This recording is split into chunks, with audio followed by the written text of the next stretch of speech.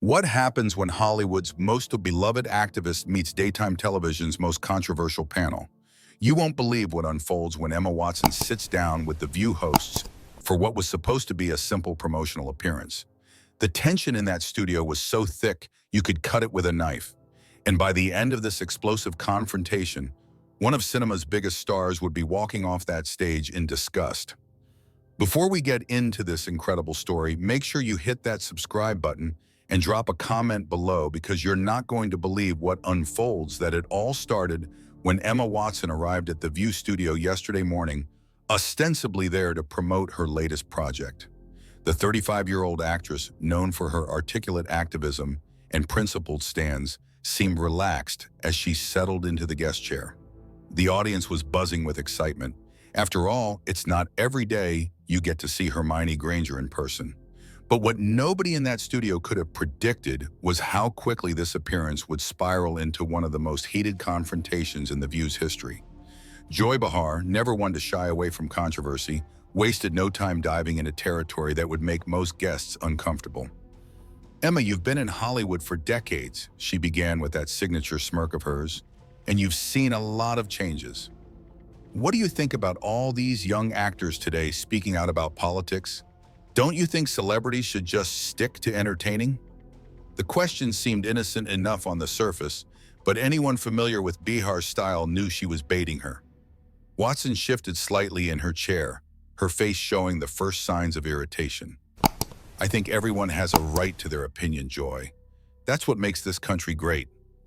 But Behar wasn't satisfied with that diplomatic response. She leaned forward, her voice taking on that confrontational tone that regular viewers know all too well. "Come on, Emma. You've been pretty quiet about politics throughout your career. Some might say that's privileged silence. Don't you think actors with your platform have a responsibility to speak out?" The other hosts exchanged glances. Whoopi Goldberg looked uncomfortable, sensing where this was headed.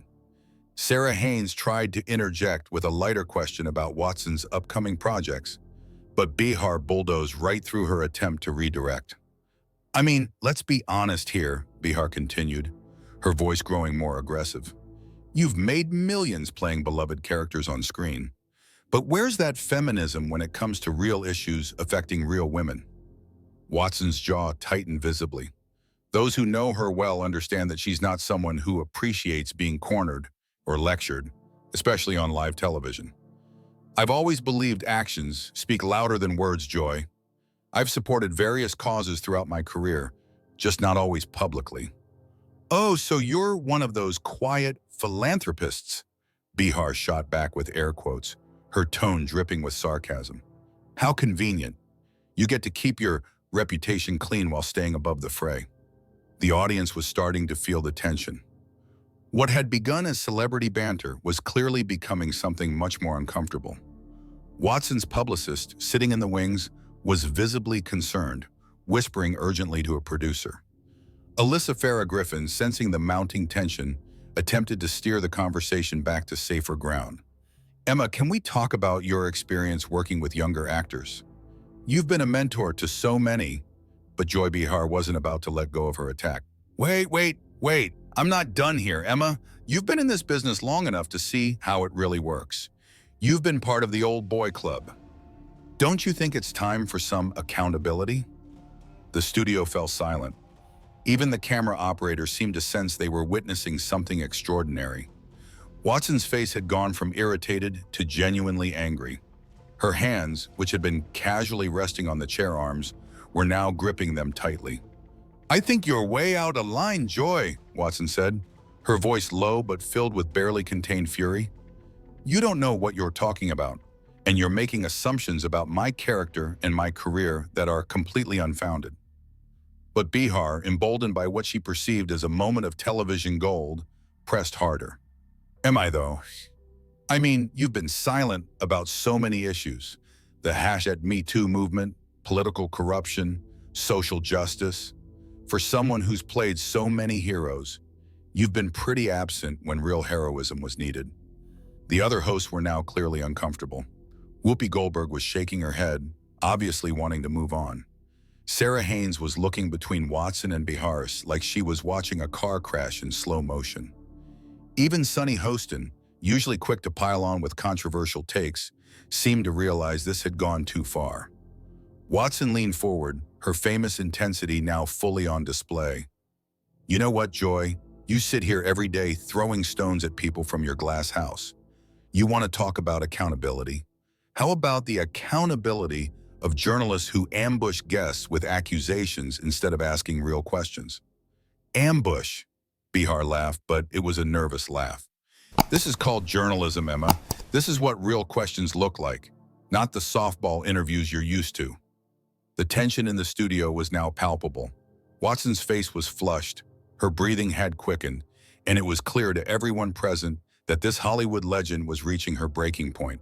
The other hosts were frantically trying to signal to producers, but the cameras kept rolling, capturing every moment of this rapidly escalating confrontation.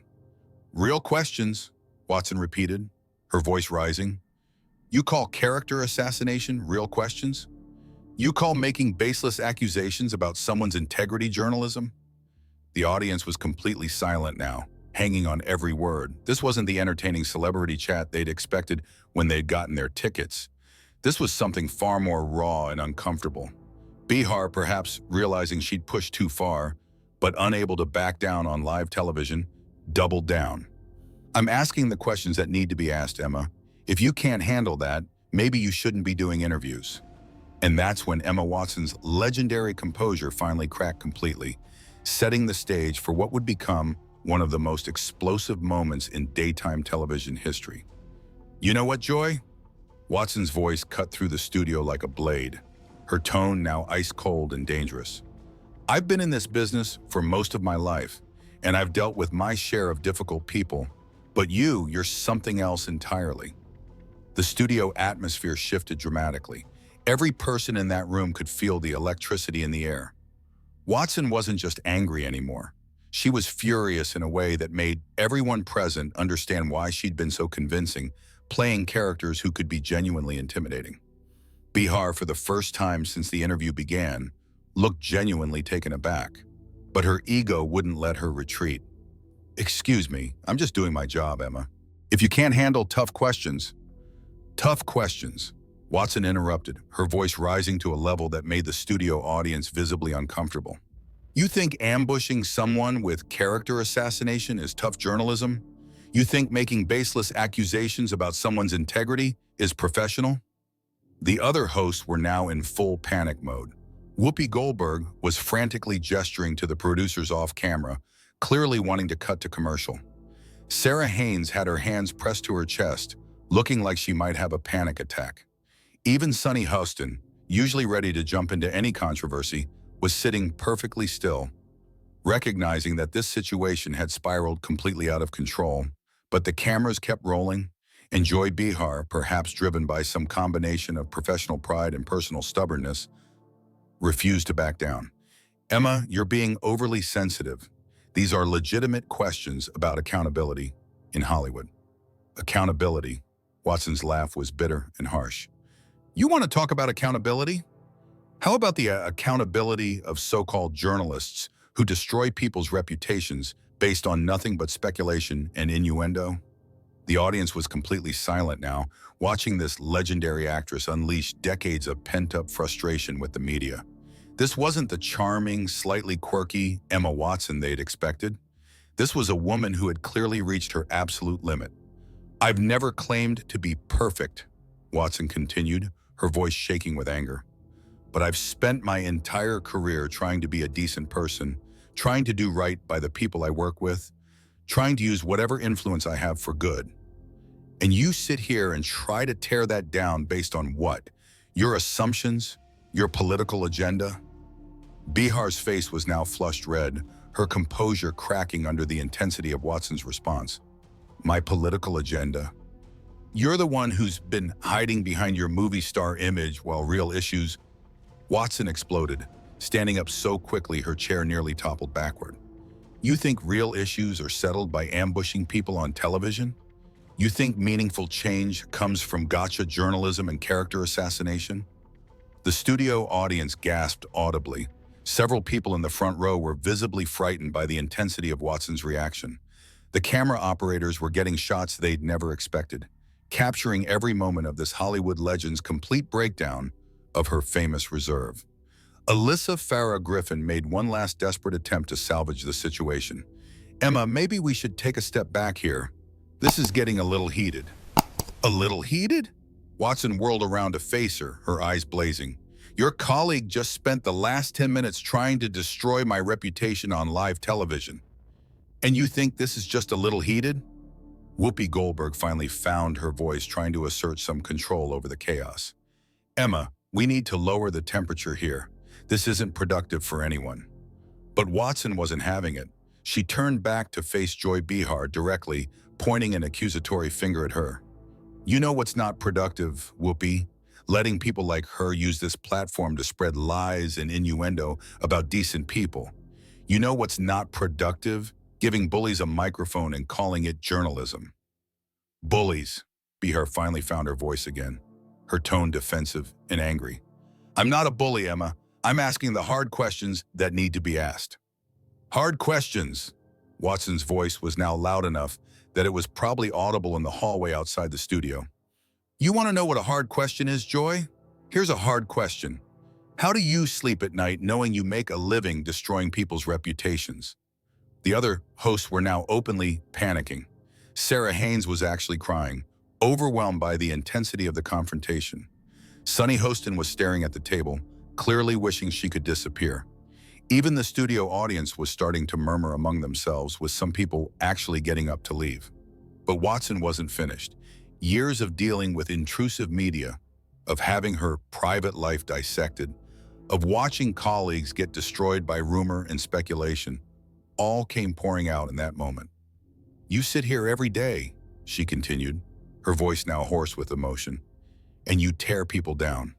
You make assumptions, you spread gossip, you destroy careers based on nothing but your own prejudices and political beliefs, and you call it journalism."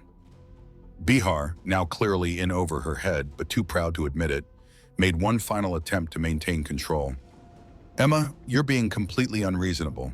These are legitimate." "Legitimate?" Watson cut her off, her voice dropping to a dangerous whisper that was somehow more terrifying than her shouting. "There's nothing legitimate about what you do, Joy. You're a vulture feeding on other people's pain, and you've convinced yourself you're performing some kind of public service." The studio had gone completely silent except for the sound of Watson's heavy breathing and the quiet sobbing of Sarah Haynes. Even the technical crew seemed frozen, unsure whether to keep rolling or cut the feed. Watson looked around the studio, taking in the faces of everyone present, the other hosts, the audience, the crew members. When she spoke again, her voice was steady but filled with disgust. "You know what the real tragedy is here? You had a chance to have a real conversation. You could have asked me about my work, about the craft of acting, about the projects I'm passionate about. Instead, you chose to turn this into a character assassination." She turned back to Joy Behar one final time, her face a mask of contempt. "And you wonder why so many people in this business refuse to do interviews anymore. You wonder why celebrities don't want to engage with the media. This is why, Joy. This is exactly why." The tension in the studio had reached a breaking point. Watson was clearly fighting to maintain whatever composure she had left, while Behar sat in stunned silence, finally realizing that her aggressive tactics had backfired spectacularly.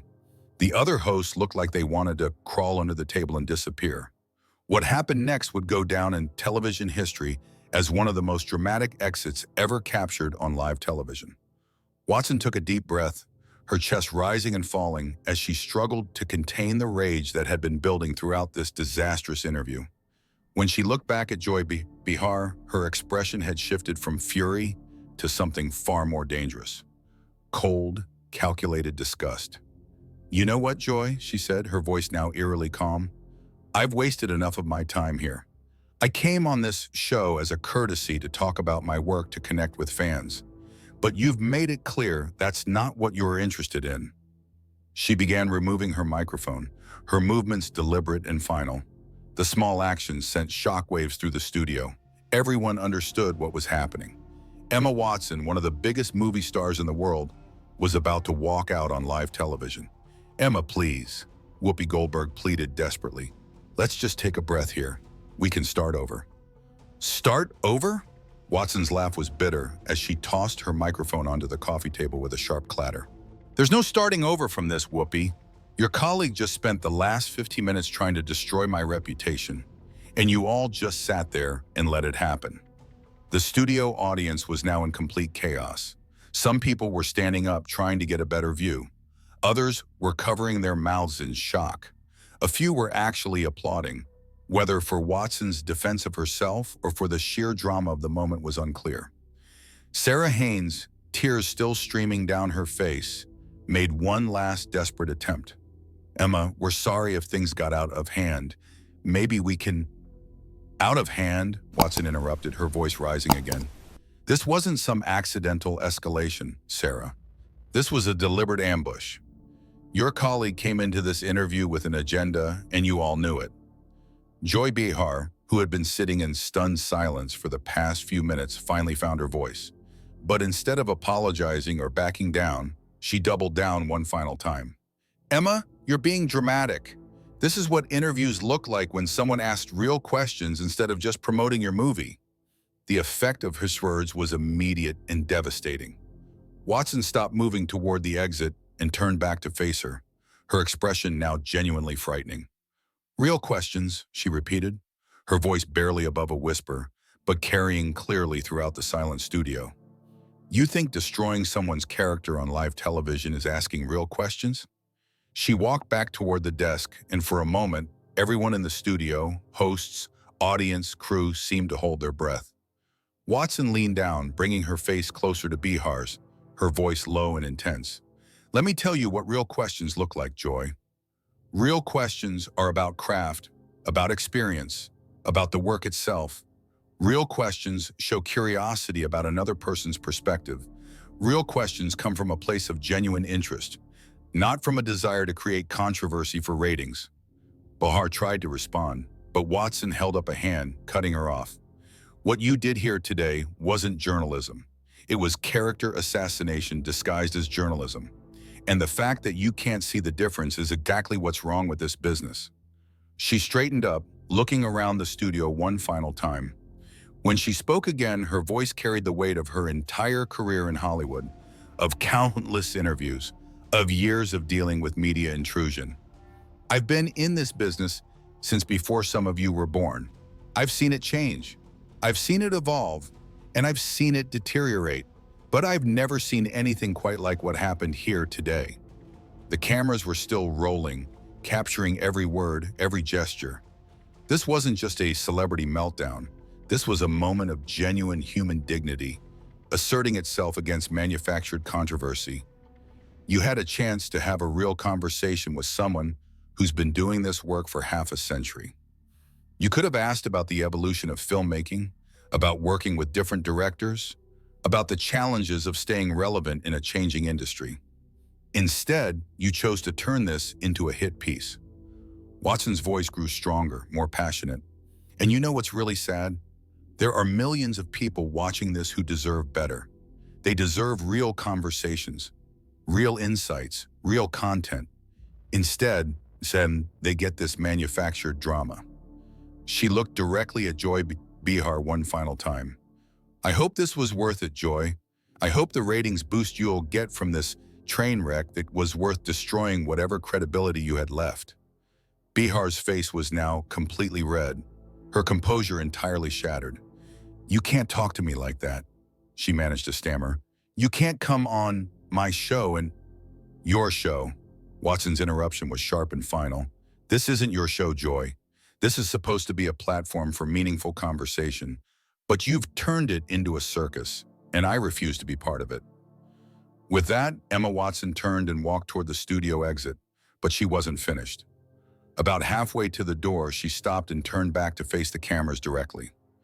"To everyone watching at home," she said, her voice now calm but carrying immense authority. "This is what passes for journalism in some circles today. This is what happens when ego and agenda matter more than truth and respect." He paused, letting his words sink in. The studio was so quiet you could hear a pin drop. I've had the privilege of working with some of the most talented people in the entertainment industry. I've had the honor of bringing characters to life that have meant something to people. But I will not sit here and let someone attack my character and my integrity for the sake of ratings. With that final statement, Emma Watson walked out of the View studio, leaving behind a panel of hosts in complete disarray and an audience that had just witnessed television history. The cameras kept rolling for several more seconds, capturing the stunned faces of the remaining hosts. Joy Behar sat frozen, staring at the empty chair where Watson had been sitting. Whoopi Goldberg was shaking her head in disbelief. Sarah Haynes was still crying. Sunny Hostin looked like she wished she could disappear entirely. Finally, Whoopi managed to find her voice. "We'll be right back," she said weakly, and the show cut to commercial. But the damage was done. In less than 30 minutes, what should have been a standard promotional interview had become one of the most explosive confrontations in daytime television history. Emma Watson had walked out, but in doing so, she had delivered a masterclass in dignity, self-respect, and the courage to stand up against manufactured controversy. The video would go viral within hours, with millions of people praising Watson for her principled stand against what many saw as the worst tendencies in modern media. Joy Behar's aggressive tactics had backfired spectacularly, and The View would be dealing with the fallout for months to come. This was the moment when one of Hollywood's greatest legends proved that sometimes the most powerful thing you can do is simply refuse to participate in someone else's circus. Emma Watson had entered that studio as a guest, but she left as something far more significant, a symbol of dignity in an industry that too often rewards the opposite.